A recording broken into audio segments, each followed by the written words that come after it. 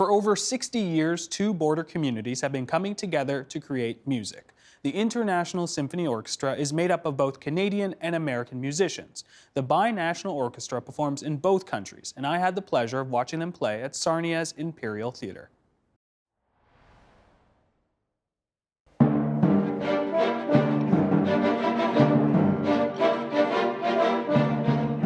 For over 60 years, the International Symphony Orchestra has been making music.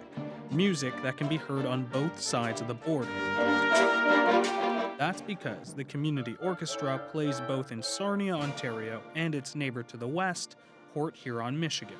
There were two small orchestra ensembles in 1958 on both sides, and it was felt that perhaps they could make a go of it and survive if they teamed up.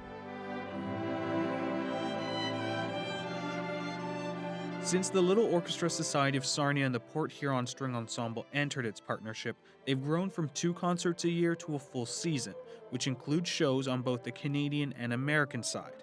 And it's only one of a handful of cross-border symphonies in the province.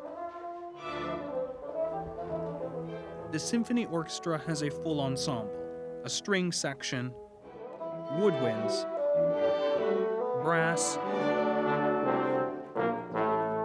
and percussion. At the helm is conductor and music director Douglas Bianchi. We have a lot of fine players that make their living playing. That's our, and they're not ringers, they're part of the orchestra, that's what it is. But we also have a community mandate, so we have community players in a lot of the sections fill in. But it's a very hard-working group, very dedicated group, and very loyal. So loyal that some members have been with the orchestra for over 3 decades. But what makes this group special isn't that they perform across the border from time to time, but that it's comprised of both Canadian and American citizens, and even dual citizens like principal viola player Stephen Collins. Collins has been a member of the International Symphony Orchestra since 2001. Inside the Lochiel Kiwanis Centre, Collins is helping shape the future generation of string performers in the Sarnia and Lambton County area. 1, 2, I'm done, right? 1, 2. Collins has been running the St. Cecilia's Conservatory for 7 years. It's also where he spends hours making string instruments like violas and violins. 160 to 200 hours, so 4, 5, 6 weeks, depending how fast you work and what level of detail you're going to. Collins was born in Michigan, but has lived in Canada for most of his life, and for the past several years has called Sarnia home. It's a really warm bunch of people who get along very well.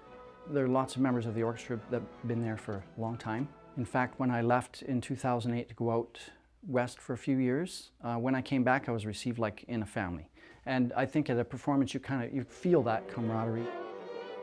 Just like the performances, the group travels back and forth over the Blue Water Bridge that connects Sarnia and Port Huron for rehearsals, although the border can sometimes create a bit of a wait.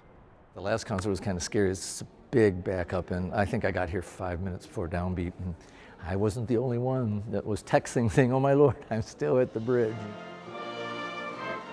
Having to perform in 2 different countries means performing for 2 different audiences.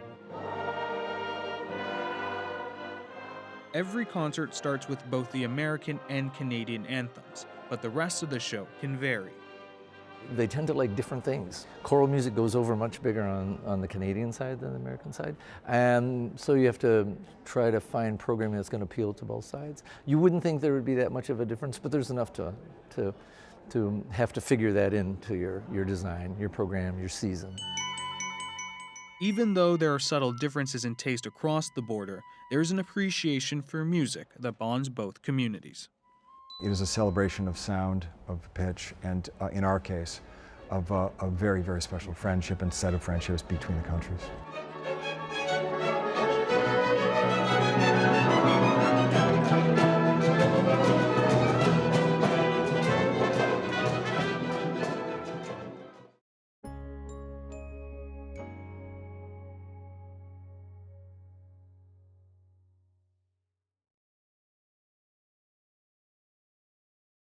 The Agenda with Steve Paikin is brought to you by the Chartered Professional Accountants of Ontario.